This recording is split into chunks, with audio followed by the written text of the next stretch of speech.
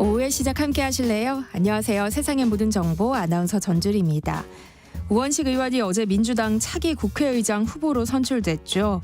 22대 국회 전반기를 이끌 국회의장으로 사실상 확정된 건데요. 경쟁자였던 추미애 당선인이 강성 당원들의 지지를 받아왔다는 점에서 이변이다. 예상을 뒤집은 대반전이 일어났다. 이런 평가들이 나오고 있습니다. 이제 관심은 우원식 의원이 국회의장으로서 여야의 협치를 이끌어낼 수 있겠느냐 하는 부분일 텐데요. 어떤 전망들이 나오고 있는지 잠시 뒤 여의도 인포메이션 코너에서 자세히 살펴보겠습니다. 5월 17일인 오늘은 세계 고혈압의 날인데요. 고혈압은 침묵의 살인자라고 불릴 만큼 위험성이 크지만 평소 뚜렷한 증상이 나타나지 않아서 경각심을 갖기 어려운 질환이기도 하죠. 그래서 준비해봤습니다. 오늘 똑똑 라디오 주치의에서는 건강하게 혈압을 관리하는 방법에 대해서 알려드릴 예정이니까요. 궁금한 분들 계속 함께해 주세요.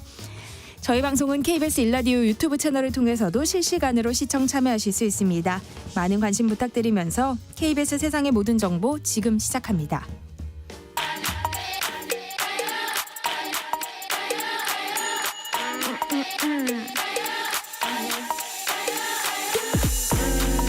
혹시 뉴스 빠뜨리셨나요? 한낮에 전해진 소식들 꼼꼼히 정리해드리겠습니다. 오늘의 뉴스 조현정 시사평론가와 함께합니다. 안녕하세요. 네, 안녕하세요. 네, 법원이 정부의 의대 증원을 멈춰달라는 의료계의 집행정지 가처분 신청을 결국 받아들이지 않았어요. 네.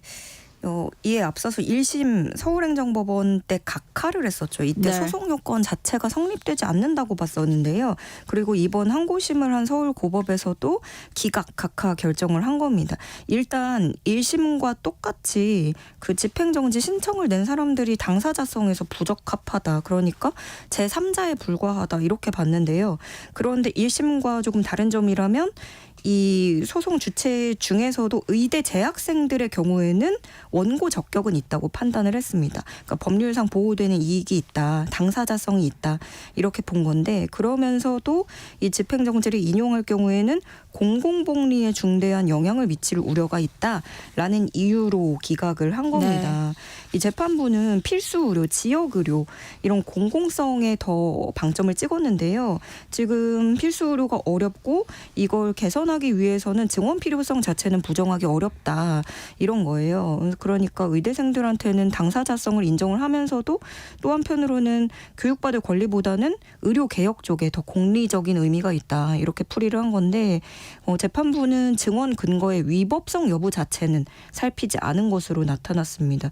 그러니까 앞으로 또 이제 뭐 대법에 가거나 이런 본소 소송에서 뭐 부정될 가능성이 있다고 하더라도 그런 과정 자체도 이 증언 조치를 완성하기 위한 하나의 과정이다. 이런 쪽에 더 의미를 둔 거고요. 그리고 뭐 정부의 그런 일련의 과정들이 뭐 일부 미비하거나 부적절한 상황이 보여지기도 하지만 그러면서도 정부가 어떤 연구나 조사 논의는 지속했다고 봤고 그리고 만약에 증원 규모가 2,000명인 게 다소 과하다면 이건 어느 정도 수정 가능하다라고 정부가 밝힌 거를 감안했다고 밝혔습니다. 또 한때 이 재판부가 정부의 근거 자료를 제출하라고 요구를 했잖아요. 그러면서 잠깐 뭐 국면이 전환될지 네. 귀추가 주목이 됐었는데 결과적으로 정부의 입장으로만 보자면 내라는 자료를 내고도 당위성을 인정받게 된 거라서 오히려 더 힘을 받게 됐습니다. 그러니까 법원이 정부의 손을 들어준 건데 정부는 환영의 입장을 냈어요. 네, 법원 결정이 나오자마자 대국민 담화를 발표를 했는데요. 한덕수 국무총리는 사법부의 현명한 판단에 감사드린다라고 얘기를 하면서 오늘 법원 결정으로 국민과 정부는 의료개혁을 가로막던 큰 산 하나를 넘었고 환자 생명을 볼모로 집단행동하는 관행은 더 이상 받아들여지지 않는다. 이렇게 강조했습니다. 대통령실은 공식적인 뭐 반응을 내놓은 건 아닌데 역시 너무나 당연한 결과다라는 반응을 보이고 있고요. 대통령실 고위 관계자는 앞으로 원점 재검토라는 없고 흔들림 없이 의료개혁의 길을 가야 될 것이다. 이런 부분을 강조를 했습니다. 그러면서 의료계와 뭐 다른 의견이 있다면 논의하는 거에는 언제나 열려 있지만 계속해서 주장하는 원점 재검토라든가 뭐 일단 미루고 다시 이야기해보자 이런 건 정부로서는 받아들이기 어렵다라는 입장을 다시 한번 확인을 했고요. 환자단체인 한국중증질환연합회는 입장문을 냈습니다. 그러면서 의사들에게는 즉각적으로 현장으로 돌아와서 정부와 협상할 것을 요구하고 또 정부에 대해서는 의료계를 적극 적극적으로 설득할 것을 촉구했습니다. 네, 의료계는 대법원에 재항고하겠다는 입장인데요. 일단 전공의들도 이 법원 판단과 상관없이 의료 현장에 돌아가지 않겠다는 분위기라고요. 네, 좀 전반적으로는 허탈감 이런 게 감지가 되는데 또 뭐 일부 기각이라서 차라리 잘 됐다 이런 얘기도 나와요. 그러니까 어떤 뭐 인용이 돼서 정부의 퇴로를 열어주고 어쩔 수 없이 뭐 돌아가는 듯한 그런 것보다 아예 다 막아버리니까 우리 안 가면 된다. 좀 이런 주장도 보여지는데요. 사실 그동안에 그런 정부가 내놨던 각종 행정처분에도 사실상 돌아오진 않았단 말이에요. 그래서 네. 앞으로도 뭐 시험 자격 박탈이라든가 이런 걸로는 유인이 되긴 힘들어 보이고 의협과 전의교협 등도 좀 당혹스러워하면서 공식 입장 발표를 어제 당장 하지 않고 오늘로 미뤘거든요. 대법원의 재항고 절차에도 돌입하는데 결국에 대법원 판단이 나올 때까지 다툼은 계속될 것으로 보입니다. 재항고가 접수되면 최소 한 달가량은 걸릴 것으로 예상이 됩니다. 네. 법원 판결 전까지 의대 증원을 유보했던 대학들 상황이 좀 달라지겠죠? 네, 아무래도 당장 정부가 이번 입시에 반영을 할 수 있도록 좀 길을 트게 된 셈이니까요. 지금 한국대학교육협의회 대입전형심의위원회 같은 경우에는 기존의 대학들이 제출했던 시행계획을 승인할 예정이고요. 그러면 이걸 각 대학에 통보를 하면 이르면 이달 말 또 다음 달 초 이쯤에 각 대학교가 수시 모집 요강을 발표를 해서 정원이 확정되는 그런 수순을 밟게 됩니다. 그런데 또 뭐 일각에서는 이제 재항고를 하면 대법원 결정도 이달 안에 나오지 않겠느냐 하는 관측도 일부 나오고는 있어요. 근데 그 시점을 장담할 수 없어서 당분간 혼란은 불가피할 것으로 여겨지고 이번 판결 결과와 좀 별개로 또 이제 사실 지금부터 또 이제 우리가 노력을 해야 될 부분들이 있잖아요. 네. 의료 대란을 해소할 구체적인 방안을 정부가 구체적으로 내놔야 된다는 지적도 나옵니다. 네. 지금 국회에서는 오동훈 고위공직자범죄수사처장 후보자에 대한 인사청문회가 열리고 있어요. 네, 무엇보다 이제 공수처장 후보자이다 보니까 이게 권력형 비리를 전담할 반부패 수사기구의 수장으로서 어떤 가진 철학이나 자질을 따져볼 텐데 네. 핵심 쟁점은 해병대 최상병 순직은 사건 수사 외압 의혹에 대해서 후보자가 어떤 입장을 취하는지 그 대답을 볼 거고요. 그리고 이 뭐 남편 찬스, 아빠 찬스 이런 가족 찬스라는 자격을 두고 네. 날선 공방이 예상이 됩니다. 특히나 공수처장으로서 이게 판사 출신으로 직접적인 수사 경험은 전무하기 때문에 그러면 앞으로 고위공직자에 대한 수사를 이끌 수 있겠느냐 하는 논란도 제기가 되고 있고요. 그러다 보니까 이제 더불어민주당은 특히 또 뭐 가족 찬스 이런 뭐 딸이 재개발을 앞둔 건물을 뭐 어머니로부터 아빠 돈으로 사들인 것과 관련해서 편법 증여 여부라든가 이런 것들을 집중 질의할 것으로 예상이 됩니다. 네. 인사청문회를 앞두고 이 오동훈 공수처장 후보자에 대한 각종 의혹이 제기됐는데요. 이 오 후보자가 변호사 시절 이른바 체육계 첫 미투 사건 가해자를 변론한 것으로 알려져 논란이 일고 있어요. 네, 더 팩트가 처음으로 취재를 했는데요. 네. 이제 2014년으로 가보면 이경희 전 리듬체조 국가대표 상비군 코치가 탄원서를 내는 일이 있었습니다. 대한체조협회 전무이사였던 A씨가 자신을 성추행하고 위협했다는 내용이고 이 과정에서 이제 좀 합의나 이런 것들이 이루어지지 않고 소송으로 있었는데 이 소송 때 당시 변호사였던 오동훈 후보자가 이걸 맡았던 것으로 파악이 된 겁니다. 재판에서 오동훈 후보자는 연인 사이라고 주장을 해요. 연인 사이이기 때문에 성추행이 성립되지 않는다라는 주장을 펼쳤는데 그때 법원은 이 두 사람이 나눈 대화를 보면 연인이라고 볼 수 없고 이거는 명백하게 상사 부하의 관계라면서 어떤 성추행, 권력형 성추행을 인정을 한 거죠. 오동훈 후보자는 이에 대해서 변호인으로서 단순히 사건을 수임해서 대리한 것이고 의뢰인 A씨와는 일면식도 없는 사이다 이렇게 일축했습니다. 네, 또 판사 시절에는 직업을 속이고 정치 후원금을 기부한 것으로 알려지기도 했죠. 네, 이 중앙선거관리위원회가 민주당 박용진 의원실에 제출한 자료인데요. 이에 따르면 오 후보자가 지난 2004년 3월에 이근식 당시 열린우리당 서울 송파병 선거구 국회의원 후보자에게 300만 원을 후원합니다. 그런데 이때 인천지법 판사로 근무를 하고 있었거든요. 근데 여기에 직업을 자영업으로 기재를 합니다. 오동훈 후보자는 여기에 대해서 정확히 기억이 나진 않지만 아는 분에게 정치 후원금을 낸 적이 있는 것 같다. 그리고 자영업이라고 기재했던 사실과 경위는 기억나지 않는다. 라고 대답을 했습니다. 그런데 이 현행법상 법관은 정치운동에는 관여해서는 안 되고 그러다 보니까 대법원 관계자도 지금 이런 일련의 과정들을 봤을 때 징계가 가능한 상황이다 이렇게 또 얘기를 하고 있거든요. 네. 그리고 또 뭐 법조계에서는 일단 정당한 행동이라고 생각을 했다면 굳이 자영업이라고 또 적을 이유가 없었다 이런 부분도 지적을 하고 있습니다. 네. 오늘 인사청문회에서 관련 의혹들이 철저히 규명될 수 있을지 지켜봐야 할 것 같은데요. 정치권 분위기는 어떤가요? 예, 일단 더불어민주당은 철저하게 준비를 하고 있죠. 이 후보자에 대해서 드러난 문제들만 봐도 공수처장 자격은커녕 수사를 받아야 될 지경이다 이렇게 꼬집고 있고요. 특히나 어렵게 만든 공수처를 무력화시키기 위해서 여권이 이게 의도적으로 자격 없는 후보를 추천한 게 아니냐라고 반문을 하고도 있어요. 근데 여기서 좀 여야의 복잡한 속내가 읽혀지는데요. 네. 일단 뭐 여러 가지 의혹이 벌써부터 터져 나오니까 야당은 공수처장 후보가 적합하지 않다고 보고 있습니다. 그리고 청문회에서도 당연하게 이걸 정조준하는 역할을 할 텐데 그런데 또 한 가지 좀 딜레마는 뭐 임명이 불발되고 시간을 오래 끌수록 이 공수처는 자신들이 만든 조직이기 때문에 이게 좀 표류하는 게 부담이 될 수 있고요. 무엇보다 또 반대로 여당은 후보자 편에 서서 야권 공격을 열심히 방패로 막아서야 되는데 지원 사격을 해야 되는데 속내는 사실 실상 그 공수처 자체가 탐탁치 않은 거예요. 일단 국민의힘의 입장은 공수처를 없애야 된다라는 시각도 있지만 그래서 현실적으로는 실현되기는 힘들고 그러면 이 공수처를 야권 특검법 공세를 막는 카드로 활용할 수도 있기 때문에 좀 적합한 인물을 수장으로 내세워야 된다라는 입장도 읽혀집니다. 네.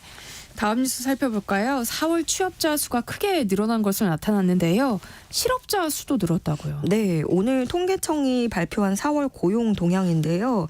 지난달 15세 이상 취업자는 2,869만 3천 명.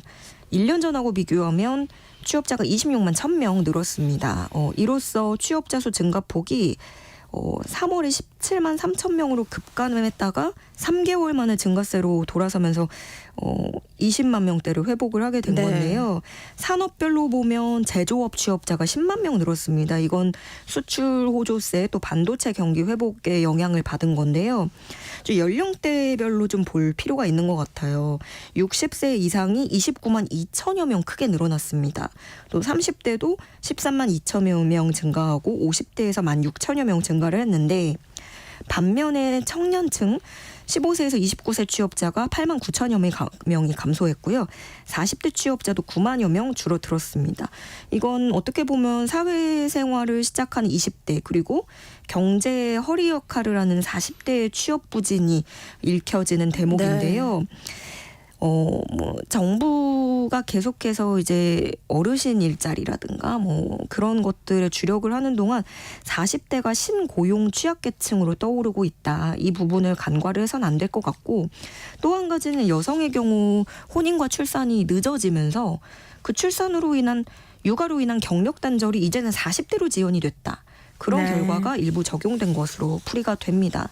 또 동시에 실업자 수도 8만 1,000명 크게 늘면서 2021년 2월 이후에 3년 2개월 만에 최대 증가폭을 기록을 했고요. 실업자는 이로써 지난해 11월 이후 6개월째 증가세를 보이고 있습니다. 네.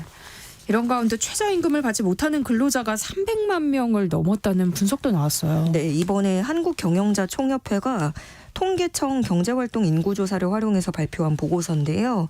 이에 따르면 지난해 법정 최저임금인 시급 9,620원을 받지 못한 근로자가 약 301만 1,000명. 이거는 2022년하고 비교했을 때 9.3%.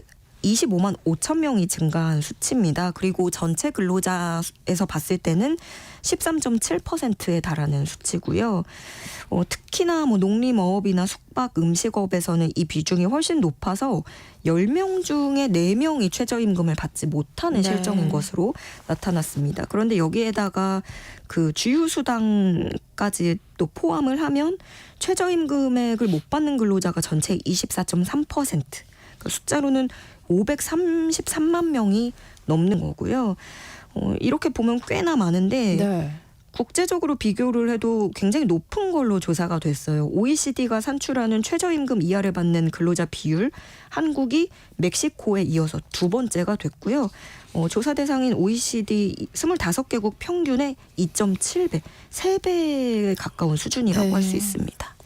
다음 주에는 내년도 최저임금 인상률을 결정하기 위한 첫 전원회의가 열릴 예정인데요. 시작부터 순조롭지 않은 분위기가 감지되고 있어요. 네, 이제 13대 최저임금위원회가 다음 주에 상견례 겸 제1차 전원회의를 열고 위원장도 선출하는데요. 고용부 심의 요청서를 접수하고 본격적인 심의 절차에 착수를 해야 되는데 시작하기 전부터 삐걱거리고 있습니다. 그 최저임금위원회 근로자위원들이 정부가 추천하는 공익위원 인선에 반발을 하고 있기 때문인데요. 그러니까 양대 노총 소속 근로자위원들은 정부 인선에 항의를 하면서 임명을 철회하라는 공동 성명을 냈습니다. 이 성향 때문인데요. 이 주요 대상은 권순원 숙명여대 경영학부 교수입니다. 이분이 그 주 69시간 근로시간 개편안 이라든가 이런 윤석열 정부 노동개혁 밑그림을 그린 미래노동시장연구의 좌장을 맡았었거든요. 네. 그래서 양대 노총은 이 지금 정부의 노동개혁을 가장 신봉하는 자로서 이를 앞장서서 수행하는 정부위원회에서 수장 역할을 자처하면서 장시간 노동시간, 직무성과급 임금체계 도입에 앞장선 인물이다. 이런 사람을 또다시 최임희 공익위원으로 임명한 것 자체가 문제다. 이렇게 반발하고 있습니다. 한낮의 교양 파트너 지금 여러분께서는 세상의 모든 정보와 함께하고 계십니다. 외식 물가가 치솟고 있는데요. 실제 김밥과 이 짜장면 가격이 크게 오른 것으로 나타났어요. 네, 한국소비자원 가격정보 종합포털 참가격이 오늘 기준으로 새롭게 또 고시가 됐는데요. 네. 서울 기준으로 8개 외식 대표 메뉴 중에 김밥, 짜장면, 칼국수, 냉면, 김치찌개, 백반 등 5개 품목 평균 가격이 지난달에 또 오른 것으로 파악이 됐습니다. 김밥이 3,323원에서 3,362원으로 오르면서 전년 대비 7.7% 비싸졌는데요. 이제는 뭐 김밥 한 줄 먹으려면 3,000원 넘는 거죠. 네. 그런데 그동안에도 뉴스로 많이 나왔지만 이 김 가격이 많이 올랐단 말이에요. 지금 일본이랑 중국에서 김의 원재료가 작황 부진을 겪고 있고 해외에서도 김밥을 많이 먹게 되면서 수출 수요가 증가해서 정작 우리나라에서 김을 찾기 어려운 그런 상황이 됐고 또 맛김도 올랐고요.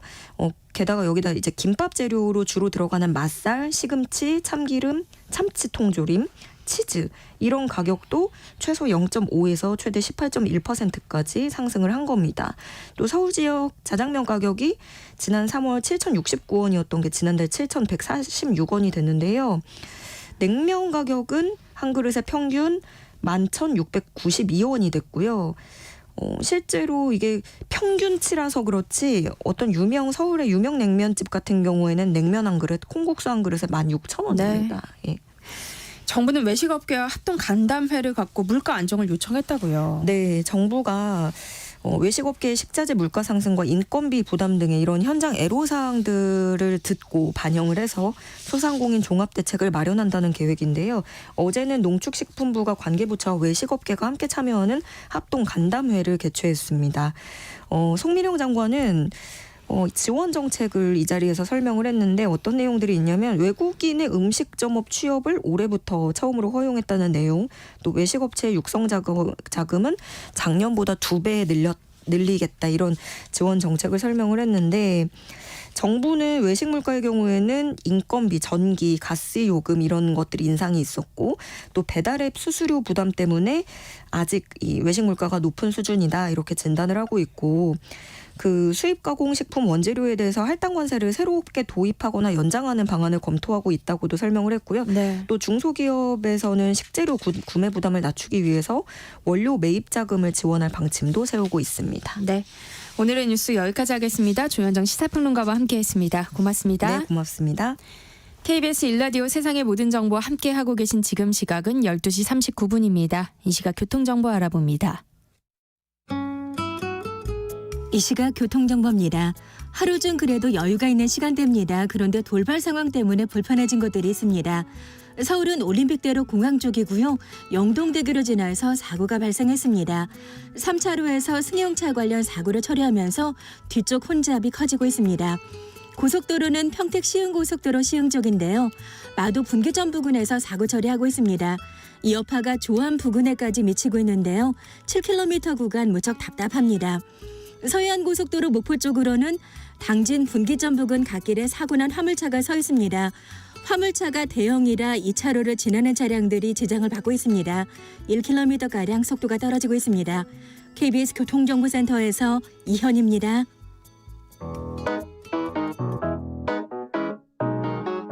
세상의 모든 정보는 청취자분들의 관심과 참여를 기다립니다. 방송 들으시면서 궁금한 점이 있거나 의견 공유하고 싶은 분들 계시면 문자 보내주세요. 추첨을 통해 모바일 쿠폰 보내드리겠습니다.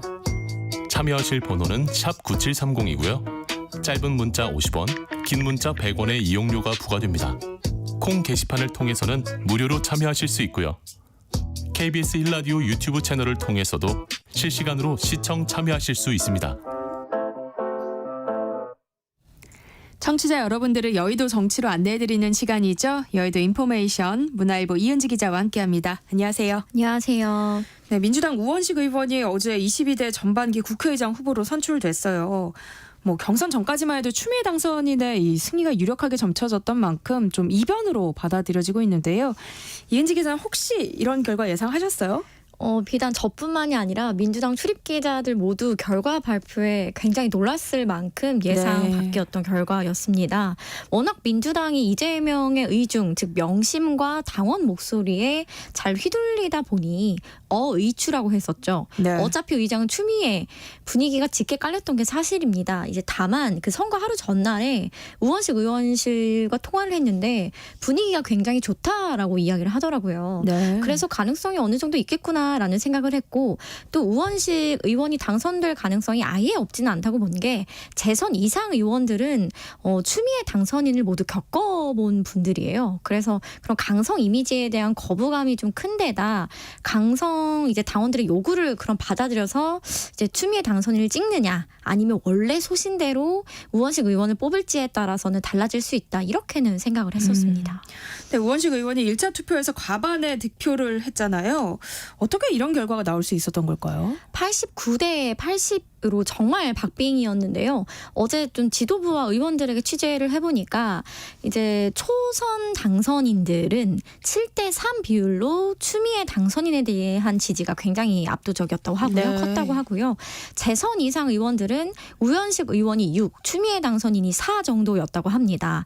민주당 초선 의원이 무려 80여 명이에요. 그래서 결과적으로 보면 대부분의 초선 당선인들은 추 당선인을 지지를 했고, 재선 이상에서는 우원식 의원에 대한 지지가 높았다고 볼 수 있을 것 같습니다. 이제 재선 이상 의원들의 고민은 이제 추 당선인이 의장이 됐을 경우 너무나 당이 강성으로 흐르고 제어가 안 되는 상황을 우려했던 것 같고요.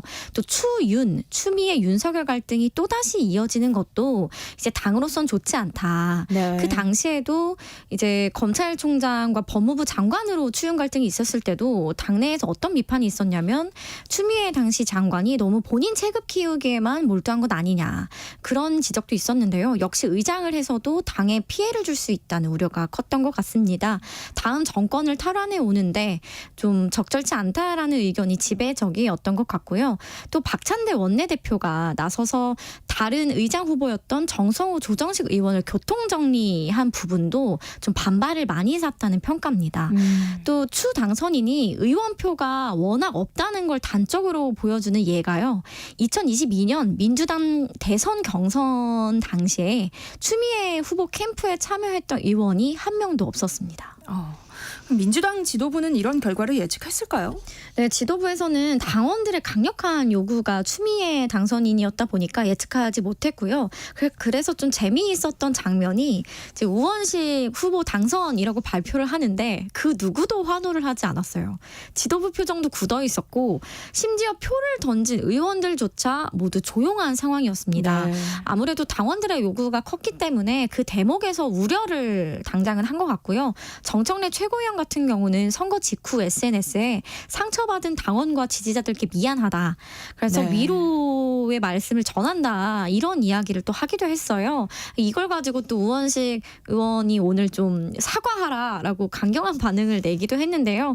그럼에도 불구하고 이재명 대표를 중심으로 똘똘 뭉쳐야 한다라고 덧붙였어요. 그 정청래 최고위원이 네. 일각의 명심을 위반한 결과다라는 지적을 염두한 것으로 보입니다. 그러니까요.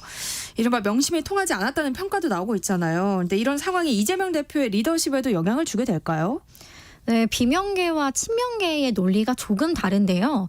그 비명계의 평가는 이번 일로 이재명 대표 뜻대로 또 당원들의 뜻대로만 움직이는 게 아니다라는 게 확인이 됐기 때문에 본인도 굉장히 놀랐을 것이고 네. 민주당이 그렇게 쉽게 단일 대우가 될 수 없다. 공고할 것 같던 리더십에 위기감을 아마 느꼈을 거다라고 평가를 하더라고요. 그런데 반면 친명계는 이렇게 이제 설명을 합니다. 네. 오히려 이번에 우원식 의원이 의장으로 선출된 것 자체가 이재명 대표에게는 당권 장악의 명분을 주는 긍정적인 결과로도 해석할 수 있다. 네. 왜냐하면 이재명 대표 입장에서는 애초 4명 후보 중 누가 되든 상관이 없다고 봤다고 합니다. 어차피 다 친명을 자처하면서 나왔고요. 다만 당원들의 강한 요구가 추미애이다 보니 네. 물 흐르듯 이에 제동을 걸지만 않았을 뿐이라는 거예요. 그래서 우원식 의원이 돼도 뭐 이 대표 입장에서 나쁠 게 전혀 없다. 또 이 대표의 연임론과 관련해서는 한 친명계 의원이 하는 이야기가 오히려 우원식 의원이 됨으로써 아직 민주당이 건강하다. 또 다양한 목소리가 나오고 민주주의가 살아있다는 걸 보여줬기 때문에 박찬대 원내대표 추대로 비판이 좀 고조됐던 이재명 일극체제 논란도 해소가 될 수 있다. 그래서 앞으로 뭐 원내 협상이 이제 이루어질 텐데요. 네. 상임위원회 17개를 모두 가져오거나 이재명 대표가 연임을 하는데도 오히려 역풍이 줄고 명분을 얻게 됐다고 평가를 하더라고요. 이제 반면 비명계에서는 다른 논리로 연임론이 힘을 받을 거라고 이야기를 하는데요. 이번에 어찌 보면 이탈표가 나왔다고 비명계 보고 있잖아요. 네. 더욱 이재명 대표가 내가 대표 자리를 비워줄 수가 없구나. 그래서 연임 의지를 더 강하게 가질 걸로 보더라고요. 네. 우원식 의원을 두고 온건파다, 합리적인 행동파다 이런 평가가 나오고 있는데요. 22대 국회에서 좀 협치를 기대할 수 있을까요? 일단 우원식 의원이 원내대표를 했었기 때문에 이게 굉장히 협치에서는 중요한 경력으로 꼽힙니다. 네. 문재인 정부 초창기에 여당 원내대표를 지냈었고 이제 야당일 시절에는 을을 지키는 민생위원회라고 을지로위원회 위원장을 맡으면서 민생 정책을 짜왔기 때문에 협치에 있어서 어느 정도는 좀 긍정적인 부분이 아니냐라는 해석이 나오고요. 하지만 오히려 민주당 내에서는 어찌 보면 추미애 당선인보다 우원식 의원이 더 강성으로 할 수도 있다는 이야기가 나오고 있어요. 네. 그 배경이 우원식 의원이 신념이 확고한 것에 대해서는 굉장히 밀어붙이는 스타일이라고 합니다. 또 잘 알려지지 않은 이야기가 하나 있는데요. 그 윤석열 정부 취임 후에 첫 예산안 편성을 했을 때 민주당이 단독 예산안을 내고 자체 예산안을 내고 통과시키려 한 적이 있어요. 이제 민주당 한 최고위원이 말하기를 이때 이를 주장했던 게 당시 예결위원장이었던 우원식 의원이었다고 합니다. 네. 그래서 그런 측면이 좀 있고요.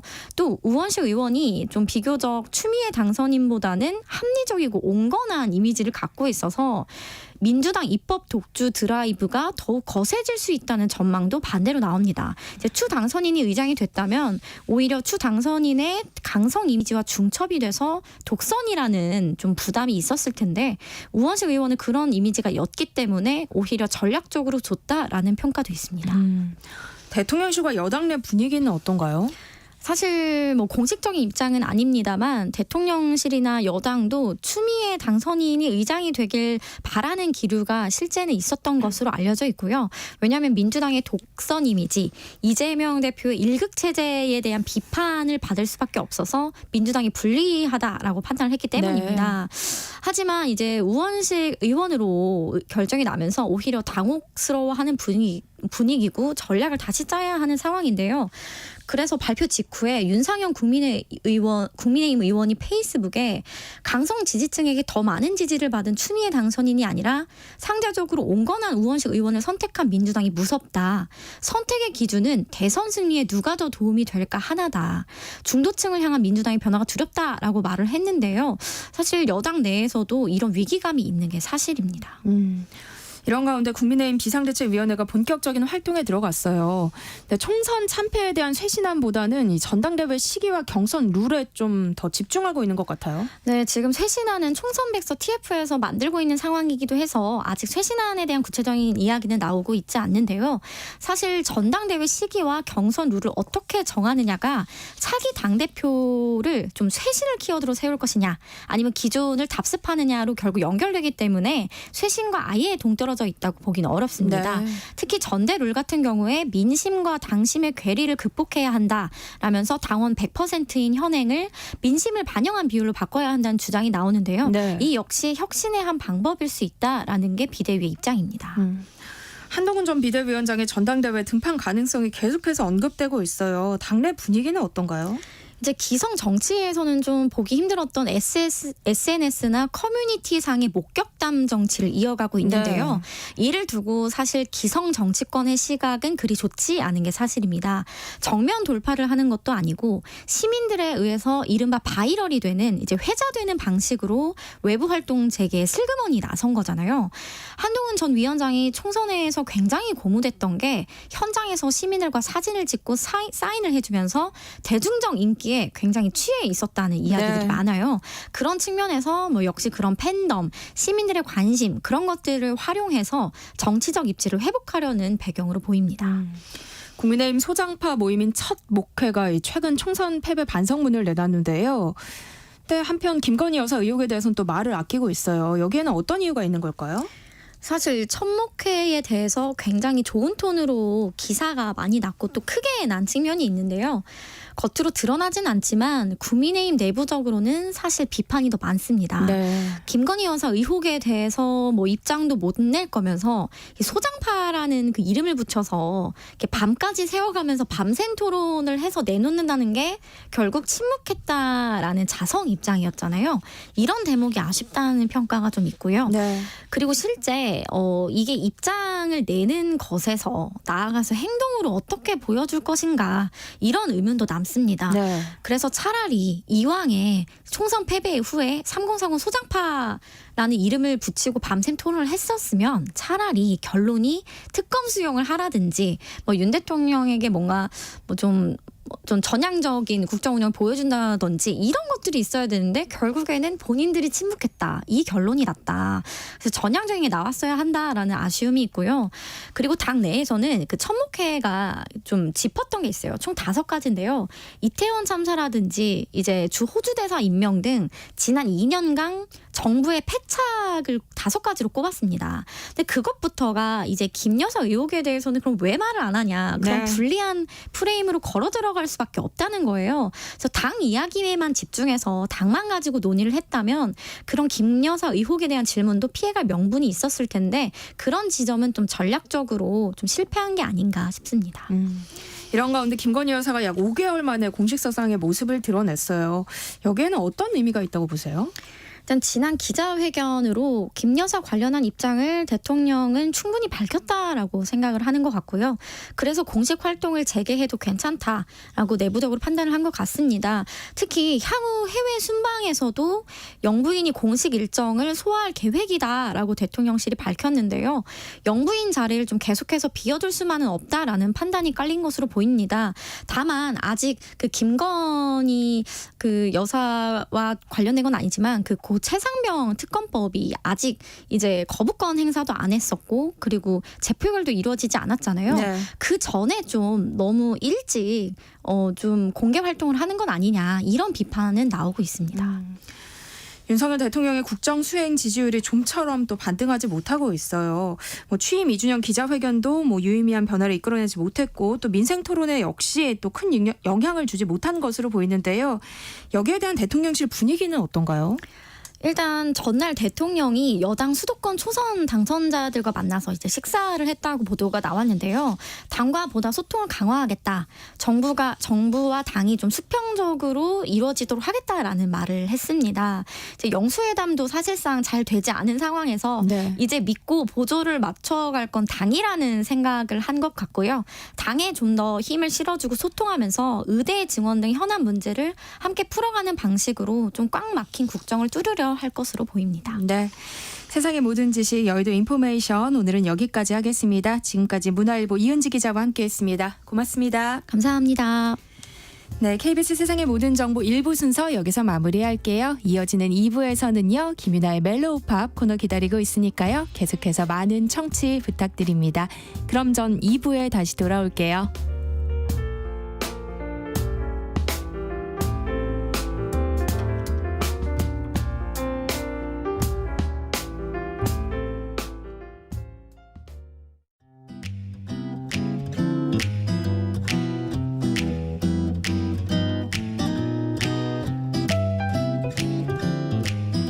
안녕하세요. 바른말, 고운말입니다. KBS 텔레비전에서 방송되고 있는 우리말 겨루기에서 나왔던 문제를 짚어보겠습니다. 오늘은 제시되는 뜻풀이에 해당하는 표현을 맞히는 문제입니다. 고유어 부사고요. 해의 밝은 빛이 약해진 모양을 뜻하기도 하고 잠깐 나타나거나 떠오르는 모양을 뜻하기도 하는 이음절로 된 표현 무엇일까요?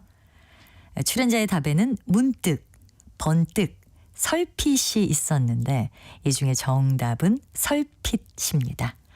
설핏의 기본 의미는 해의 밝은 빛이 약해진 모양이거든요. 예를 들어 그들이 밖으로 나온 것은 가을의 짧은 나절 해가 설핏 기운 때였다 같이 표현할 수 있는데 한승원님의 해일이라는 작품에 나오는 한 대목이었습니다. 또 잠깐 나타나거나 떠오르는 모양을 뜻할 때는 나는 머릿속을 설핏 스치는 생각이 하나 있었다 같이 말할 수 있고요. 이 경우에 비슷한 말로 언뜻 같은 게 있죠. 그리고 풋잠이나 얕은 잠에 빠져든 모양을 뜻하기도 해서 책을 읽다가 설핏 잠이 들었다 같이 쓸 수도 있습니다. 참고로 출연자의 답에 나왔던 번뜩은 물체 따위에 반사된 큰 빛이 잠깐 나타나는 모양을 뜻하기도 하고요. 생각 따위가 갑자기 머릿속에 떠오르는 모양을 의미하기도 합니다. 바른말 고운말 아나운서 변희영이었습니다.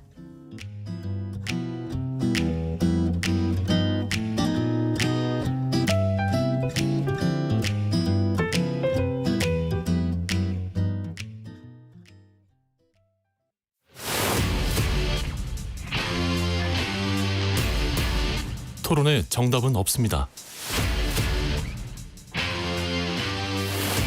토론이 세상을 바꿀 수도 없습니다. 하지만 질문은 새로운 세상을 만들 수 있습니다. 질문으로 올바른 세상을 만드는 첫걸음. 평일 저녁 7시 20분 KBS 열린 토론.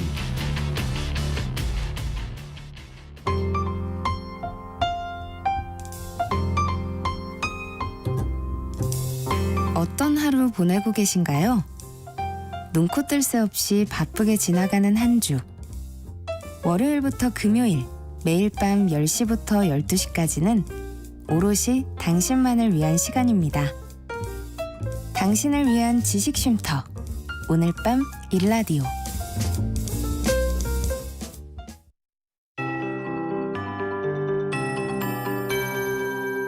KBS 58분 날씨. 오늘도 일교차가 크겠습니다. 아침에는 다소 쌀쌀했습니다만 낮에는 조금 덥겠습니다. 절정이던 봄의 한기가 점점 옅어지는 느낌을 받는 시간대가 바로 낮 시간대인 것 같습니다. 기온이 큰 폭으로 올라서 오늘도 25도 이상의 기온을 보이면서 약간 덥겠습니다. 다음 주는 5월 후반부에 접어든다고 볼 수 있겠는데요. 구름 거의 없는 맑은 날씨가 유지되면서 여름의 한기가 스며들겠습니다. 서울도 30도 언저리인 27, 8도 선을 유지하면서 더울 것으로 예상됩니다.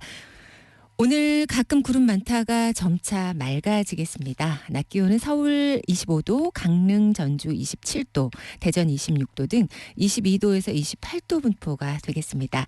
제주 남쪽 해상에 위치한 고기압으로부터 서풍이 유입되겠습니다. 따라서 이 지형적인 영향으로 경북 북동 산지와 강원 산지에 바람이 강하겠습니다. 그 밖에 동쪽도 바람이 다소 불겠는데요. 이 동쪽은 시료 습도가 상당히 낮아서 지금 건조한데 화재 예방에 신경 쓰셔야겠습니다. 내일은 맑은 날씨 속에서 서울의 아침 기온 15도, 낮 최고 기온 26도 정도가 될 걸로 보고 있습니다. 동해안은 너울성 파도 주의하셔야겠고요. 오늘 전 지역의 오존 농도 높게 나타나겠습니다. 지금 서울의 기온은 24.1도입니다. 강혜정입니다.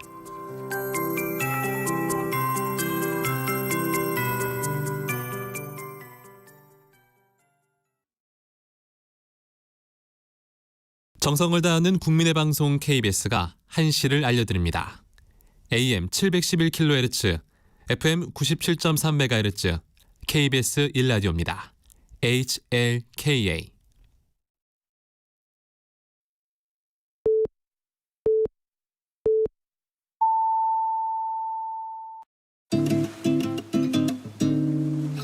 나른한 오후를 책임질 영양 만점 지식 비타민. 세상의 모든 정보.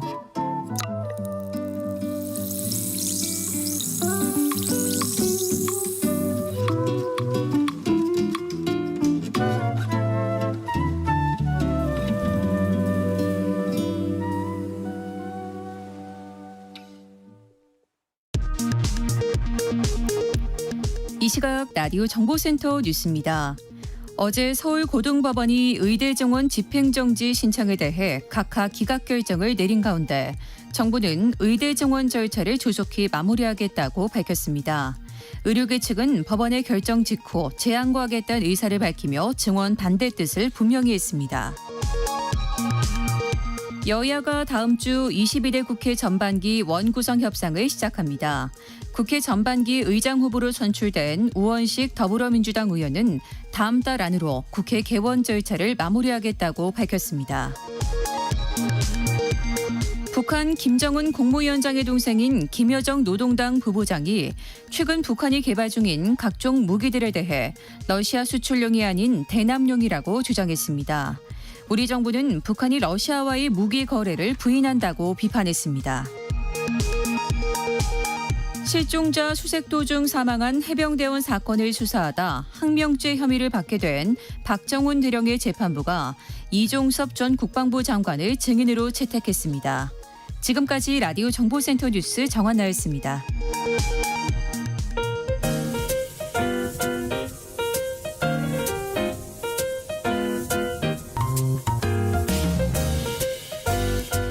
정신없이 바쁜 하루, 지금 우리 주변에서 벌어지고 있는 사건 사고 소식들 한숨 돌리며 살펴보시죠. 하프타임 뉴스 임선우 뉴스캐스터와 함께합니다. 안녕하세요. 안녕하세요. 네, 오늘 첫 소식 살펴볼까요? 얼마 전 강릉에서 이 8세 남아가 숨진 채 발견돼 충격을 줬는데요. 조사해보니 생전 부모의 학대가 있었다고요. 네, 지난달이었죠. 강원도 강릉시 한 주택가에서 아이가 자다가 숨을 쉬지 않는다라는 신고가 들어와 경찰과 소방관이 출동한 일이 있었는데 도착해보니 8살 남자애는 이미 숨을 거둔 뒤였습니다. 그런데 수상한 점이 한둘이 아니었는데요. 당시 아이의 왼쪽 눈엔 오래된 멍자국이 있었고요. 사고 열흘 전 아이의 선생님은 멍이 든 채로 등교한 아이를 보고 아동학대가 의심된다면서 경찰에 신고를 접수하기도 했습니다. 네. 같은 날 경찰과 시청 아동학대 전담 공무원이 확인에 나서 보니까 여기서 같은 학교에 다니고 있는 동생으로부터 부모의 가까운 지인인 삼촌이 때렸다라는 진술을 확보하고 학대 정황을 살피고 나섰지만 한 발 늦었습니다. 이후 며칠간 감기를 이유로 학교에 나오지 않았는데 결국 세상을 등졌는데요. 억울한 죽음이 돼서는 안 되겠죠. 이후 경찰은 휴대전화 디지털 포렌식과 금융계좌 거래 내역을 분석하고 통신수사부터 참고인 조사 등 전방위적인 수사 끝에 아동학대 혐의를 잡아냈습니다. 국과수도 정밀구원에 나섰지만 사망에 이르게 할 외상이나 장기 손상은 없었는데요. 하지만 경찰은 피해자들의 유기, 방임 행위와 사망 사이 인과관계가 있다고 판단해 아동학대 치사죄를 적용했고요. 부모 등 3명의 피의자에 대한 구속영장을 신청해 법원으로부터 영장을 발부받아 어제 구속했습니다. 조금이라도 빨리 더 관심 갖고 지켜봤더라면 어땠을까 하는 답답하고도 안타까운 마음인데요. 아동학대를 목격했거나 학대 정황을 발견한 경우 국번 없이 112나 182로 전화하시면 상담받을 수 있습니다. 네. 선생님이 처음에 신고했을 때 아이를 살릴 한 번의 기회가 있었던 것 같은데요. 네. 그 기회를 살리지 못한 것 같아서 참 많이 안타깝네요. 다음은 최근 태국에서 벌어진 끔찍한 이 파타야 드럼통 살인 사건 관련 소식인데요. 사건 당시의 구체적인 정황이 속속 드러나고 있어요. 네, 돈을 노린 계획적인 범행이었습니다. 피해자들은 범행에 사용할 집을 미리 빌렸고 필요한 도구를 구입하는 모습도 포착됐고요. 또 피해자의 계좌에서도 2차례 현금을 이체한 기록도 확인됐습니다. 범행 당시 상황도 드러났는데요. 한 클럽 앞에서 고인에게 접근해 수면제를 먹여서 납치했는데 차에 태운 뒤 돈을 요구했고 이를 거부하자 결국 폭행해 숨지게 했습니다. 그리고는 곧장 파타야로 이동해 대형 플라스틱 통을 구입한 뒤 저수지에 유기한 건데요. 부검 결과 사인은 폭행에 의한 갈비뼈 골절과 호흡장애로 확인됐습니다. 고인은 유족들의 뜻에 따라 태국 전통 방식으로 현지에서 장례를 치렀고요. 현재 피의자 3명 중 2명이 각각 한국과 캄보디아에서 체포됐고 나머지 공범 1명은 주변국으로 미리국한 것으로 알려졌는데 경찰은 태국 경찰과 현지에서 체포된 피의자의 진술 내용을 공유하고 있다면서 조만간 캄보디아에서 붙잡힌 피의자를 국내로 송환해 진술의 진위를 확인할 방침입니다. 네. 어제에 이어서 뺑소니 혐의로 조사를 받고 있는 가수 김호중 씨 논란이 점점 더 커지고 있어요. 네, 파면 팔수록 의혹만 더 커져가고 있습니다. 공황이었다가 술자리는 인사만 하러 간 것이었다가 이제는 술잔을 입에 댔지만 결코 마시지 않았다까지 오락가락 입장을 계속해서 바꾸고 있습니다. 네. 그날의 행적을 되짚어 보니까요. 수상한 점들이 우수수 쏟아져 나오는데요. 먼저 사고 당일 김호중 씨가 유흥주점에서 대리기사가 운전하는 차량 조수석에 타고 집으로 귀가하는 모습이 포착됐습니다. 뺑소니 사고를 내기 약 1시간 전인데요. 이후 직접 차를 몰고 다시 집을 나서더니 결국 중앙선을 넘어 택시를 들이받고는 그대로 달아났습니다. 김 씨 측은 대리운전을 이용한 것과 관련해 단순히 피곤해서 부른 것이라며 음주운전 의혹을 재차 부인했는데요. 소속자 대표이자 친척 형이기도 한 이광득 대표는 김 씨가 유흥주점을 찾은 것에 대해 그저 인사차 들린 것이라면서 술잔에 입만 댔을 뿐 마시지는 않았다고 주장했고요. 그러면서 먼저 귀가하던 중 운전 미숙으로 일어난 사고다. 당시 공황이 심하게 왔고 잘못된 판단을 한 것 같다라고 해명했습니다. 처음엔 매니저가 운전했다 주장하더니 이마저 들통나자 매니저 본인이 알아서 처리하겠다고 저지른 일이다 말했는데 결국 직접 경찰에 대신 출석해달라고 한 정황까지 나왔고요. 네. 사고 이후 옷까지 바꿔 입고 블랙박스 메모리를 파손하는 등 치밀함도 보였고 이렇게 소속사까지 개입해 사건을 덮으려 했다는 사실이 드러나면서 논란은 더욱 커져만 가고 있습니다. 이에 경찰은 김 씨의 주거지와 소속사에 대한 압수수색까지 진행했는데요. 조금 전 들어온 소식을 보니까 출국 금지도 신청했다고 합니다. 네. 이렇게 의혹은 일파만파 커지고 있는데 팬들의 지지는 여전한 모습입니다. 팬카페에서는요. 공연 예매 인증샷부터 살다 보면 그럴 수 있다, 마음이 아프다 같은 응원 글들이 끊임없이 올라오고 있는데요. 여기에 소속사는 예정된 공연도 그대로 강행하겠다는 방침인데 이런 무조건적인 감싸기가 맞는 건가 싶기도 하고요. 다소 씁쓸한 마음이 드네요. 네. 다음 소식으로 넘어가 보죠. 이 원료를 숨겨 들여와서 마약을 만든 일당이 검거됐는데 수법도 참 다양하다고요. 네, 더 이상 우리나라도 마약 청정국이라 부르긴 힘들 것 같습니다. 그 방법도 날이 갈수록 교묘해지고 있는데요. 시중에 유통되는 화이트 와인병에 마약 원료 물질을 담아 국내로 밀반입한 사례가 적발됐는데 액상 형태라 구분도 어렵고요. 이렇게 숨겨 들어온 원료 무려 18만 명분의 필로폰으로 재탄생했습니다. 네. 무게만 5kg이 넘고요. 값으로 따지자면 무려 186억 원어치입니다. 그런가 하면 밀크티 스틱 제품과 술병에 향정신성 의약품 럼이라 등 마약류를 숨겨 반입한 남성도 경찰 수사 끝에 붙잡혔는데요. 이 마약류가 검사에서 검출되지 않는다고 거짓 홍보를 하면서 유흥가 등에 유통하려고 했다고 합니다. 들여오는 것만큼이나 숨기는 법도 또 거래하는 법도 도가 텄다고요. 네, 최근 해외에서 마약을 밀반입해 이렇게 유통하고 투약한 34명이 붙잡혔는데요. 매번 교묘하게 수사망을 피해왔습니다. 합성 대마를 화장품으로 위장해 국제 택배로 들여오기도 했는데요. 행정복지센터의 무인 택배함으로 마약을 받아 야산에 숨기면 또 다른 유통책이 이를 수거해 소분한 뒤 유통을 시켜왔습니다. 이 수취자 주소가 안 나오기 때문에 추적을 피하는 방법으로 제격이었겠죠. 이렇게 들여온 마약 10ml 단위로 포장해 주택가 소화전에 숨겨놓고 SNS로 확보한 매수자에게 전달했고요. 판매 대금은 가상화폐로 입금받는 식으로 추적을 따돌렸습니다. 이렇게 들여온 마약 9만 명이 동시에 투약할 수 있는 어마어마한 양이었는데요. 최근 여러 국가에서 대마를 합법화하면서 젤리나 초콜릿 등 여러 기호품 형태로 퍼지고 있다고 합니다. 특정 마약류의 경우 각종 검사에서 안전하다는 소문을 듣고 투약하는 경우가 많다고 하는데요. 국가수 정밀 검사에서 모두 검출됩니다. 절대 마약의 유혹에 넘어가서는 안 되겠습니다. 네. 유명 유튜브 피식대학이 지역 비하 논란에 시달리고 있어요. 네, 무려 구독자 300만 명을 보유한 인기 채널이죠. 유튜브 피식대학이 지역 비하 논란에 휩싸였습니다. 최근 경상도에서 가장 작은 도시 영양의 와스유에라는 제목으로 올린 영상이 문매를 맞고 있는데요. 네. 문제가 된 영상에는 개그맨 김민수, 이용주, 정재영 이 세 사람이 경북 영양을 여행하는 모습이 담겼는데 시작부터 논란에 불을 지폈습니다. 먼저 영양 버스 정류장에서요. 청기, 상청, 징보, 이밤이라고 쓰인 표지판을 보더니 이런 지역 들어본 적 있냐? 여기 중국 아니냐라고 비꼬았고요. 마트에 들러 특산품인 블루베리 젤리를 맛보더니 충격적이다. 할매 맛이다. 내가 할머니 살을 뜯는 것 같다라는 발언을 하기도 네. 했습니다. 이게 무슨 의미인지 짐작도 하기 힘든데 또 방문한 음식점에서도요. 상호명을 그대로 노출한 채 혹평을 쏟아내면서 영상에는 비판 댓글이 우수수 달리고 있고요. 누리꾼들 사이에서는 이들 영상에서 보인 행동들이 무례하다는 비판이 잇따르고 있습니다. 볼수록 기분이 묘하게 나쁜 영상이다. 영양 출신 아버지랑 같이 시청하다가 아버지가 영양에 대해 계속 안 좋게만 말한다고 슬퍼하시더라 등의 반응을 보였고요. 특히 영상에서 백반집 등의 가게 상호를 그대로 노출한 채 부정적인 평가를 한 점에 대한 지적도 많이 보였습니다. 네, 누리꾼들은 가게 안에서 못하는 소리가 없더라. 별점 하나로 타격받은 사람들인데 300만 유튜버가 상호까지 나오는데 대놓고 평가했다. 이렇게 무심코 던진 돌에 개구리가 맞아 죽는 법 등의 댓글을 달았고요. 이 영상은 현재 여러 온라인 커뮤니티에서도 공유되면서 공분을 사고 있고요.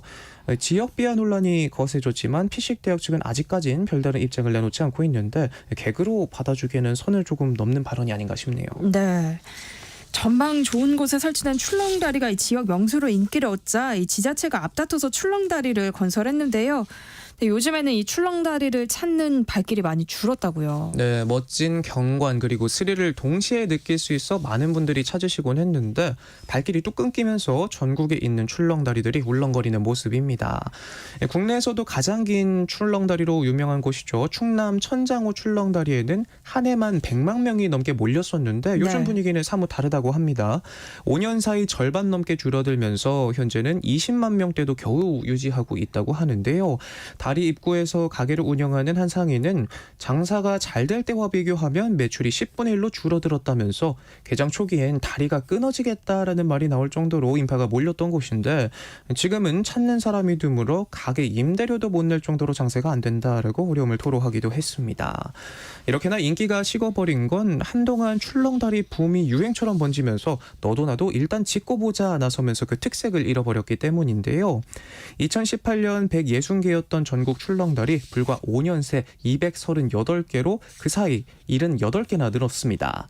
관광객을 끌어모으는 효자 역할을 한다고는 하지만 그 특수가 오래가지는 못한다고 하는데요. 네. 큰 돈을 들여 만들어 놓고 비슷비슷한 시설에 재방문객 수가 줄면서 집객 효과는 1년간 정점을 보이다 점차 감소하면서 7년이면 사라진다고 합니다. 너도 나도 누가 더 길게 만드나 시합이라도 하듯 만들어 놓고 결국 주변 인프라나 콘텐츠 개발에 미흡해 홀로 덩그러니 남겨지게 되는 안타까운 모습인데요. 저도 최근에 파주 마장 호수에 있는 출렁다리 다녀왔거든요. 근데 경치도 좋고 시설도 좋고 다 좋았는데 네. 막상 다리를 건너고 나니까 할 게 없는 거예요. 그래서 호수만 한 두세 바퀴 걷다가 왔거든요. 그래서 이렇게 잘 만들어 놓고도 큰돈 들여놨는데 너무 아깝다라는 생각이 들더라고요. 그래서 뭐 다양한 문화 체험이라든지 아니면 즐길 거리들을 만들어 보면 어떨까 하는 생각이 드네요. 네. 다음 뉴스로 넘어가 볼까요? 한 가정집에 이 주문도 안 한 택배가 잔뜩 몰려왔다는 소식이에요. 네, 무슨 크리스마스도 아니고 생일도 아닌 것이 주문하지 않은 택배가 계속 배달된 일이 벌어졌습니다. 네.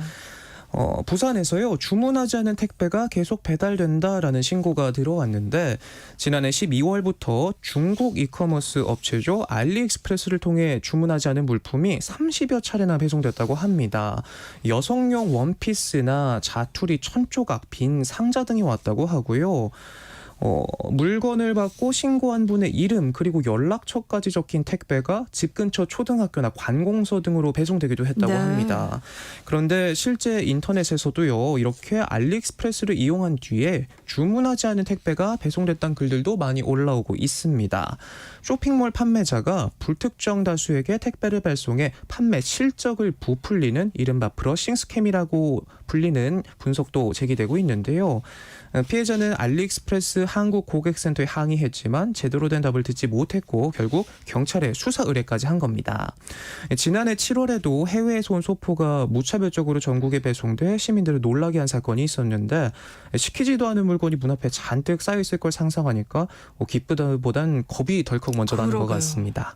네, 하프타임 뉴스 지금까지 임선우 뉴스캐스터와 함께했습니다. 고맙습니다. 고맙습니다. 네, 패닉의 내 낡은 서랍 속의 바다 듣고 저는 잠시 뒤에 돌아올게요. 내일 점심 메뉴 추천. 귀로 듣는 푸짐한 지식 한 상 어떠세요? 세상의 모든 정보. 아나운서 전주리입니다.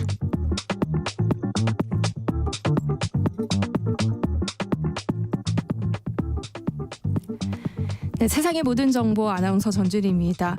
여러분들께 먼저 양해의 말씀을 부탁드리고 시작을 해야 될 것 같아요. 저희 다음 코너 원래 똑똑 라디오 주치 시간인데요. 오한진 박사님이 지금 도착을 못하고 계십니다. 큰일이 좀 아니셔야 할 텐데 그래서 저희가 부득이 하프타임 뉴스 조금 더 이어가 보도록 하겠습니다. 다시 한번 청취자 여러분들의 양해 부탁드립니다. 네, 임선우 캐스터. 하프타임 뉴스 계속 이어가 봐야 할 것 같아요. 네, 뜻하지 않은 얼굴에 놀라셨을 것 같은데 한번 잘 만들어 보도록 하겠습니다. 네, 서울의 한 초등학교 학부모가 교사에게 협박성 편지를 보낸 사실이 알려져서 이 교육청이 대응에 나섰다고요. 네, 참 안타까운 소식인데요.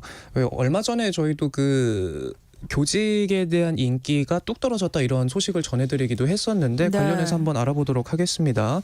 교육청이 교사에게 협박성 편지를 보낸 학부모를 고발하기로 했습니다. 서울시 교육청은요 초등학생 자녀의 학교 생활과 관련해서 교사와 갈등을 빚은 학부모가 교사의 교육 활동을 침해했다고 판단하고 오는 21일 해당 학부모 B씨를 형사 고발할 계획입니다. 특히 B씨는 딸에게 별일 없길 바란다면 편지를 끝까지 읽는 것이 좋을 거다라는 내용을 담은 편지를 보내기도 했다고 하는데요. 네. A 교사가 B씨 자녀에게 위클래스 교내 상담기구 상담을 안내하면서 갈등이 시작됐다고 합니다. 상담교사의 권유로 B씨 자녀가 종합심리 상담을 받게 됐는데요.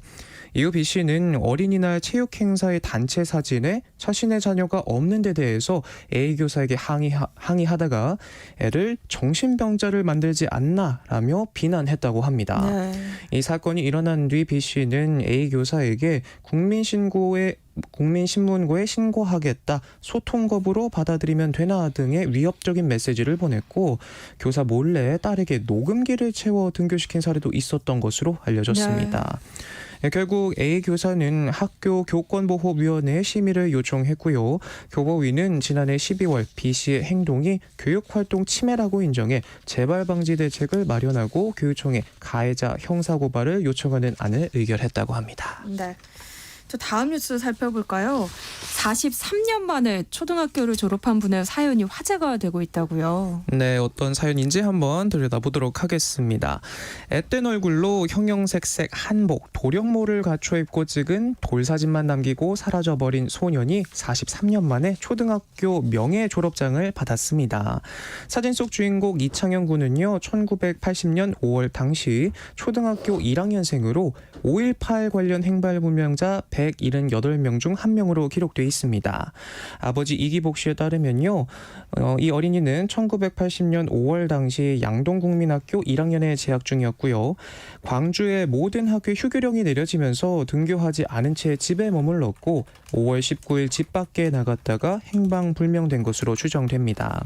생업을 위해 아버지는 전남 지역에서 살고 있었고 어머니도 생업을 위해 외출한 상태라 집안에는 이 군 혼자였는데요. 일을 마치고 또 집으로 돌아온 이군의 어머니는 사라진 이군을 찾기 위해 인근을 돌아다니며 수소문했지만 행적을 찾지 못했습니다. 계엄군에게 인상착의를 말하며 행방을 묻기도 했는데 이 난리에 어디서 찾겠냐, 집에 가서 남은 자식들이나 잘 돌보라라는 답변만 돌아왔다고 하네요. 혹여나 집으로 돌아올까봐 밤잠을 설치면서 기다렸고 계엄군에 의해 다치진 않았을까 하며 지역 병원과 야산을 다 뒤졌지만 흔적을 발견하지 못했다고 합니다. 자식을 잃어버렸다는 아픔에 어머니가 1981년 광주를 떠나면서 이군의 가족은 뿔뿔이 흩어지게 됐는데 아버지는 이군의 행방을 계속해서 쫓았다고 합니다. 주위 사람들의 조언으로 이군에 대한 5.18 관련 행방 불명자 신고를 했고 9년이 흐른 뒤에야 가까스로 이군의 흔적을 발견하게 됐습니다. 1989년 5.18 민중항쟁 유가족회의 강주 민중항쟁 비망록 출판 기념회가 열리던 날 비망록 한편에서 시민군에 뒤섞여 있는 아이가 찍힌 사진이 발견됐고 이 씨는 자기 아들로 확신을 했다고 합니다. 네. 명확한 검증을 위해 국립과학수사연구원에 감정 의뢰를 했지만 자료가 유실됐다는 이유로 지지부진한 조사에 소송까지 벌어졌다고 하는데요. 그러던 중 소송을 담당한 변호인으로부터 이군이 1980년 5월 21일 죽은 것 같다는 소식을 전해 듣긴 했지만 이조차도 확인되지 않았다고 합니다. 당시 시청 직원으로부터 1980년 5월 29일 인성고등학교 야산에 묻혀있던 이군의 시신을 파냈다는 진술에도 유해를 찾지는 못했는데요. 5.18 진상규명조사위원회도 5.18 행불자 중 10세 이하 어린이들을 분류해 소재 파악에 나섰지만 행적을 파악할 실마리를 발견하지 못했습니다. 국내외 입양기관에 대해 전수조사까지도 했는데 이군에 대한 입양 기록, 신원 등의 관련 자료는 없었다고 하네요. 네. 광주시 교육청은 행방 불명자이기는 하지만 이군을 기리고 유가족을 위로하기 위해 명예 졸업장 수여를 결정한 건데요. 광주시 교육청 관계자는 어린 나이에 행방 불명됐고 학교에서 제적당하는 등의 시련을 유가족들이 겪었다면서 44주년을 맞아 이를 조금이나마 해소하기 위해 명예 졸업장을 수여했다라고 밝혔습니다. 네. 다음 소식은 중국으로 떠난 자이언트 판다 푸바오의 최근 소식이 전해졌다는 얘기예요. 네, 굉장히 반가운 소식이네요. 네. 제가 기억하기로는 제 첫 소식이 푸바오가 떠난다는 소식이었던 걸로 맞아요. 기억하고 있거든요. 매우 특별한 날입니다. 네, 중국으로 떠난 자이언트 판다 푸바오가 드디어 격리 생활 종료를 앞두고 단체 생활 적응에 들어갔다고 합니다.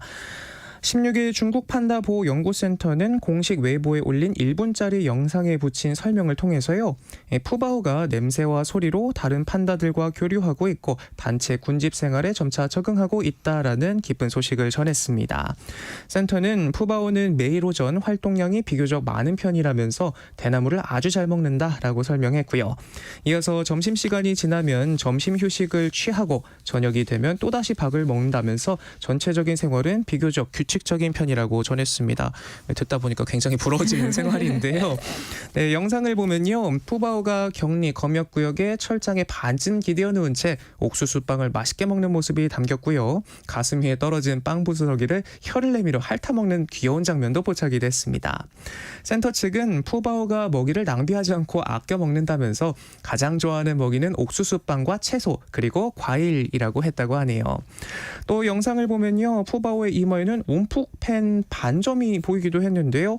이와 관련해서 센터 측은 이 반점을 미인점이라면서 다음 편 영상에서 어떻게 생기게 됐는지를 설명할 예정이라고 예고했습니다. 푸바오는 격리 종료 이후 워룽 선수핑 기지에서 생활하다가 선수핑 기지와 허타오핑 기지, 두장옌 기지, 야얀 기지 중 한 곳에 정착할 것으로 보이는데요. 한편 푸바오는 2020년 판다 러바오와 아에바오 사이에서 태어났습니다. 국내에서 최초로 태어난 자이언트 판다로 용인 푸씨, 푸공주 등 애칭으로 불리면서 많은 사랑을 받아왔죠. 그런데 이렇게 중국 밖에서 태어난 판다는 만 4세 이전에 반드시 중국으로 돌려보내야 한다는 자이언트 판다 보호연구협약에 따라 지난달 3일 중국 스촨성 워룽 선수핑 기지로 떠나게 됐는데요. 네. 그래도 이렇게 편하게 누워서 좋아하는 옥수수빵도 잔뜩 먹고 즐겁게 지내고 있다는 소식 들으니까 굉장히 반갑고 또 안심이 되네요. 네, 전계수님이 생방의 묘미입니다. 정영원님이 생방은 스펙타클하죠. 늦어도 괜찮으니 서두르지 마시고 살펴오세요. 너무 따뜻한 문자 보내주셨어요. 그리고 7320님은요. 하프타임 뉴스 없었으면 어쩔 뻔했나요? 이거 진짜 제 맘입니다. 임선우 뉴스캐스터 오늘 출연료 더 줘야겠습니다. 이렇게 보내주셨어요. 어느 분이 보내주신 거죠? 정말 감사합니다. 네, 임선우 캐스터 오늘 정말 수고 많으셨습니다. 고맙습니다. 고맙습니다. 네, 노래 안 듣고 저희 그냥 바로 다음 코너 이어가도록 할게요.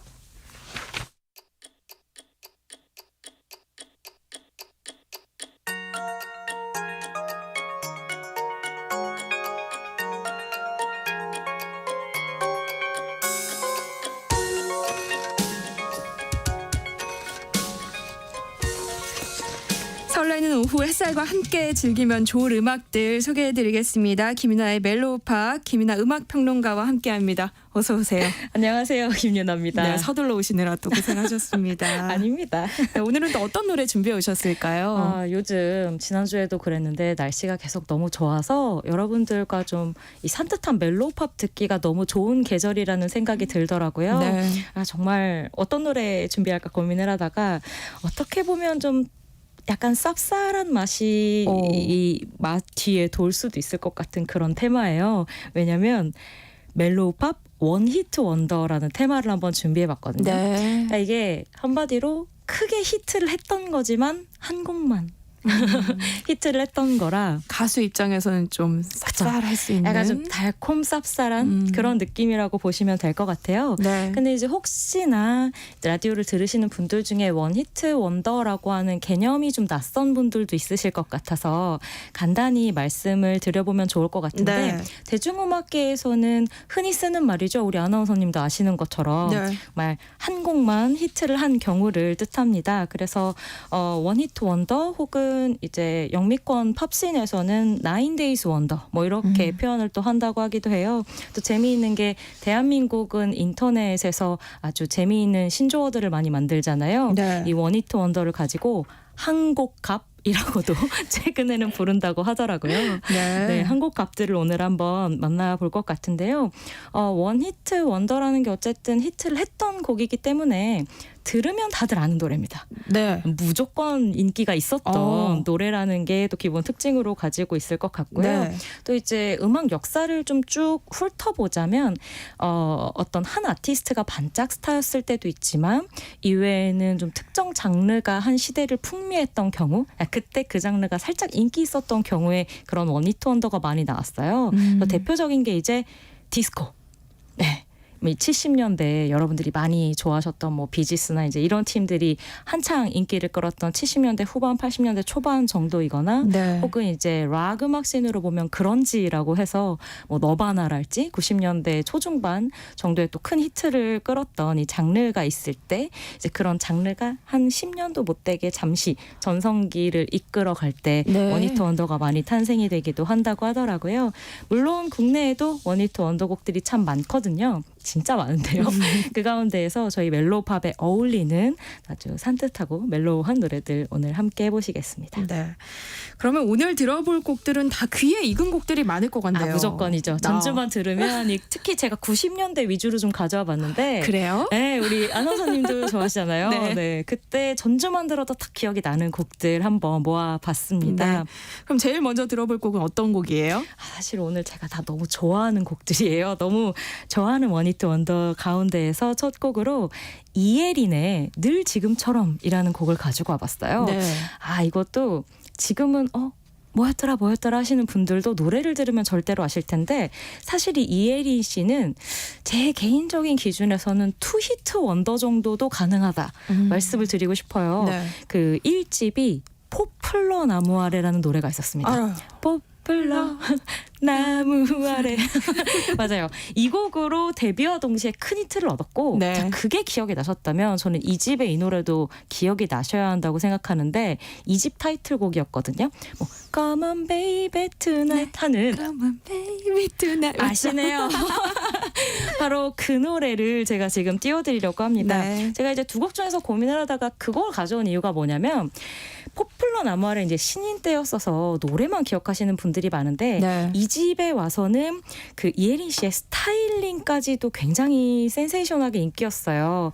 요즘 왜 그 완판된다고 이야기를 많이 하죠. 어떤 헤어스타일 네. 또 뭐 립스틱 색깔 이런 것들까지도 전부 인기가 있었던 때예요. 그 약간 좀 볼륨 있는 뱅 셔츠 스타일하고 90년대 그 약간 브라운 톤의 립으로 좀 섹시하게 네. 표현을 했었던 이혜린 씨를 기억하시는 분들이 많으실 텐데 이때가 90년대 이제 초중반인데 그때로 쳐도 굉장히 세련된 팝 R&B 사운드를 댄서블한 비트에 얹은 곡이기도 합니다. 들어보시면 여러분 추억여행 제대로 하실 수 있을 것 같습니다. 네. 그럼 이혜린의 늘 지금처럼 듣고 계속해서 얘기 나눠볼게요. 네, 이혜린의 늘 지금처럼 듣고 왔습니다. 전계수님이 음악 방송 보다가 지미 집에 부딪히는 거 생방으로 봤던 기억이 납니다 하셨어요. 맞아요. 그 사건이 지금까지도 사실은 진짜 회자가 많이 되는 진짜 깜짝 놀란 분들이 너무 많았던 네. 사건이었어요. 혹시 기억하세요? 저도 기억이 나요. 아, 근데 저랑 맞아요. 비슷한 세대신 것 이게 같아요. 전계수님도. 80년대 그 배철수 씨의 감전 사건과 그리고 90년대 들어와서 이제 이혜린 씨가 그 지미 집에 네. 좀 심각하게 맞아서 문제가 되었었죠. 이후에 이제 그런 예능 프로그램 같은 데 나와서도 당시에 아찔했던 순간에 대해서 종종 이야기를 하시더라고요. 네. 이게 참 신호가 안 맞아서 그랬군요. 생긴 문제였다고 하더라고요. 또 당시에 이 파격적인 패션으로도 화제가 됐었잖아요. 어떤 네네. 스타일이었죠? 저희가 그 노래 듣기 전에도 살짝 얘기했는데 기억하실 거예요. 그 약간 쇼트 커트에 입술 라인을 좀 그 강조한 그 좀 섹시한 네. 느낌의 메이크업 그리고 홀터넥 드레스 같은 옷을 항상 입고 맞아요. 뒤에 그 백업 댄서들과 함께 사실 좀 이제 골반을 사용한 굉장히 좀 이 리듬에 맞춰서 보여주는 율동이 상당히 섹시했던 기억이 나요. 네. 그래서 그 당시에 요즘에 비하면 그때는 그렇게 우리가 막 뭐 섹시한 가수라는 것에 대한 개념이 많지는 않았을 때였던 것 그쵸. 같은데 꽤 주목을 받았던 기억이 납니다. 또 이혜린 씨는 그 이후에도 여러 음악적 시도를 많이 했다면서요. 맞아요. 사실 저희가 원히트 원더로 소개하고 있어서 마음이 조금 안타깝긴 하지만 네. 그래도 그렇게 전성기를 보낸 이후에 음악에 대한 열정을 계속 불태웠었어요. 그래서 2000년대 한 후반 정도에는 영국으로 재즈 유학을 잠시 다녀오기도 했었고 네. 그리고 다녀온 이후에는 그럼 재즈 음악을 하려나 했는데 세미트로트 곡을 발표하면서 또 활동을 해서 의외의 면모를 보이기도 했어요. 그때 이제 야래향이라고 하는 제목의 곡을 발표하면서 좀 색다른 이 가요계의 새로운 문을 두드리는 모습을 보여주기도 했었는데 이후에는 사실 가정의 품으로 돌아가서 네. 결혼을 한 이후에 이제 좀 가정에 충실한 모습을 보이고 있기는 해요. 네. 얼마 전에 또 이제 예능 프로그램에 나와서 가정 생활도 굉장히 즐겁게 하고 있다는 좀 행복한 모습을 보여주기도 해서 예전에 이혜린 씨를 좋아했던 분들에게는 따뜻한 마음으로 뭐랄까요 생활인 이혜린을 응원할 수 있는 그런 요즘이 아닐까 싶습니다. 네. 네. 이제 우리 다음에 들어볼 곡은 어떤 곡이에요? 네, 다음 곡도 제가 너무 좋아하는 오늘 좋아하는 곡들을 많이 가져왔는데요. 네. 1994년으로 돌아가도록 하겠습니다. 이혜린 씨보다 조금 앞선 해인데요. 그해 발표된 이원진의 1집에 수록되어 있는 시작되는 연인들을 위해라는 곡이에요. 네. 이 곡도 라디오에서 제가 알기로는 아직까지도 종종 방송이 될 정도로 많은 분들께 오랫동안 사랑을 받고 있는 곡인데요. 이게 좀 재미있는 사연이 있기도 해요. 원래 그 1집의 타이틀곡이 독백이라고 하는 곡이었다고 해요. 그런데 이 시작되는 연인들을 위해가 큰 인기를 얻다 보니까 이 곡이 이제 타이틀곡처럼 네. 방송을 많이 하게 되었고 이후에 가요톱10 당시 최고의 음악 프로그램에서 1위 후보까지 오르면서 신인 가수로서는 정말 많은 주목을 받았던 그런 곡이었습니다. 제목 듣고 바로 안 떠오르신다 하신 분들은 그 여성 보컬로 시작했다가 이제 중반 정도부터 그래 알고 있어 하는 그 남성 보컬이 나오는 듀엣곡처럼 불리는 노래라고 노래라고 생각하면 네. 좀 기억이 나시지 않을까 싶고요.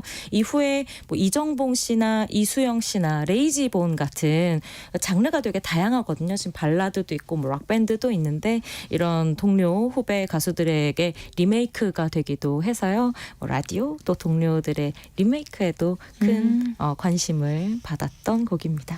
저도 너무 좋아서 찾아봤었는데요. 네. 근데 이 곡 외에도 발표한 노래가 그렇게 많지는 않더라고요. 맞아요. 이게 사실은 사연이 있어요. 왜냐하면 이원진 씨가 요절을 했어요. 네. 굉장히 젊은 나이에 세상을 떠났기 때문에 사실은 이후에 활동이나 새로운 노래를 만나볼 수가 없었는데요. 90년대엔 가끔 그런 경우가 있었던 것 같아요. 저희 또 많이 알고 계실 서지원 씨나 뭐 이런 분들도 아직 30도 되지 않았는데 젊은 나이에 세상을 떠났었잖아요. 네. 그래서 이원진 씨도 이제 이게 데뷔작이었는데 이 집을 내고 이제 3집을 만들 즈음에 뭐 미국 유학을 잠시 떠난 상황이었다고 합니다. 근데 그때 97년이었는데 미국 LA에서 갑작스럽게 의문사를 당해서 사망을 네. 하게 됐어요. 그래서 사실은 아직까지도 뭐 사망 원인이나 이런 게 밝혀져 있지 않은 상태로 네. 당시 27이라는 상당히 어린 나이에 세상을 떠나게 됐어요.